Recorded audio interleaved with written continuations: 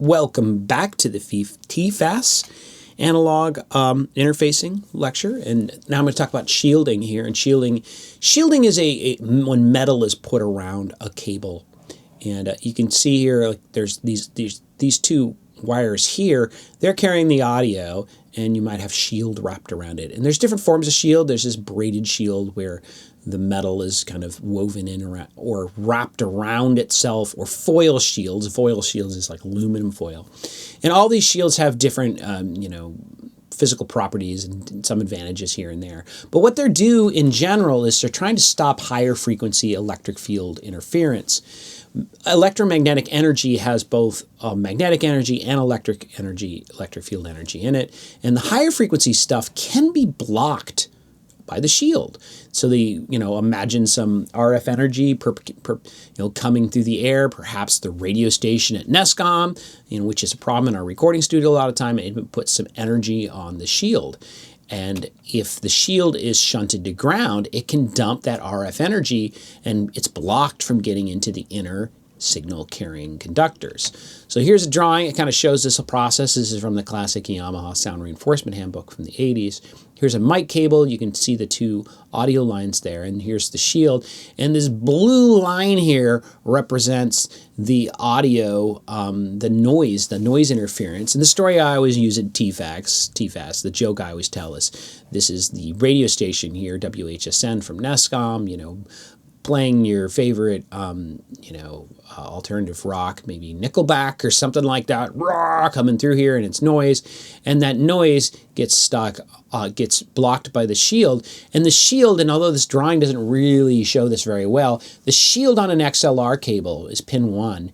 It is connected to ground connected to the chassis of the console here, and the console has a safety ground connection to the ground connection, the safety ground connection going into the electrical outlet, this will eventually go to ground. And this is a way of shunting this noise to a low impedance path away from the audio gear. And so it's about shunting noise currents. So this is kind of a cool thing. We did watch a video in one of your homeworks a week or two ago where I took apart 1176, and I showed you this connection right here of the safety ground connected to the chassis. So once you connect the chassis to pin 1 of your XLR receptacle, you're going to be able to dump noise to ground. So this is kind of important. And I said this a minute ago, electromagnetic energy contains both electric and magnetic fields. Interestingly enough, they are perpendicular to each other. So they're facing at different physical angles. This is one reason why turning the guitar may eliminate a magnetic field, because you're going to be off axis to it. But shields, the truth is about audio shields, and we always shield mic cables, but it doesn't always help. And the reason is that the shields we typically use, these foil and copper, woven shields, they really are going to only help in higher frequency stuff above 100 hertz. And most of the noise we encounter in audio gear is often 60 cycle hum, like you're running next to a motor, or you've got power running next to a power cable, and those are below 100 hertz. And so shields aren't very effective at blocking that. They're not thick enough. But steel conduit, if you put your audio cable in a steel pipe, that can block that. So it's really about the depth of the shields. It's not very effective. So and an interesting thing here is that because it's not very effective all the time in audio, the phone company, and the important thing to realize here is that the phone company, the telephone, was the original audio, and many of the technologies we use today in modern audio really are derived from the telephone industry. And the phone company decided not to shield their cables. They decided it just wasn't worth it. It's too heavy, on their cables. They're going, and it's too expensive. It's extra metal because it doesn't help that much. So we really can't block lower frequency magnetic fields with shields. So it's not the best thing ever. But of course, balanced interfaces, which I will talk about in person when I get back, do block these lower frequencies. And so we'll talk about that.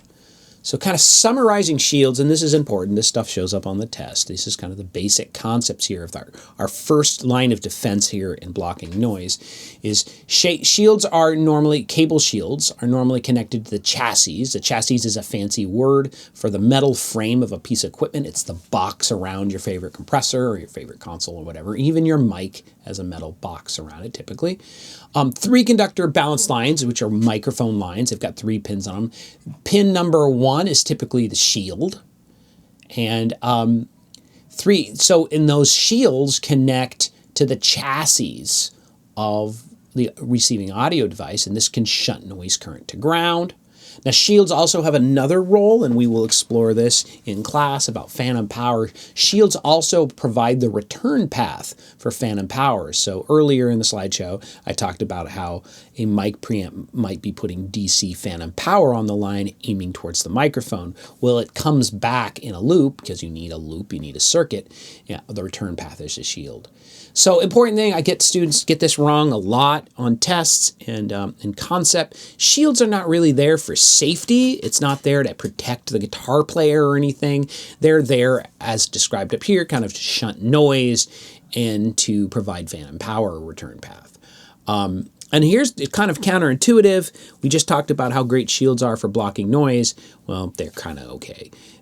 Sometimes you have to disconnect them, and they're disconnected on one end.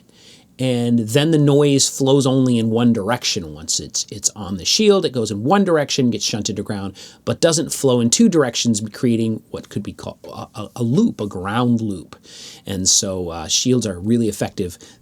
A lot of studios cut shields completely on one end of all cables, but you can't use those for phantom power mics because you need a return path. So you got to be careful which cables you use. Anyway, this is my video talking about shield facts, and I think the next thing up is patch bays, but we'll see.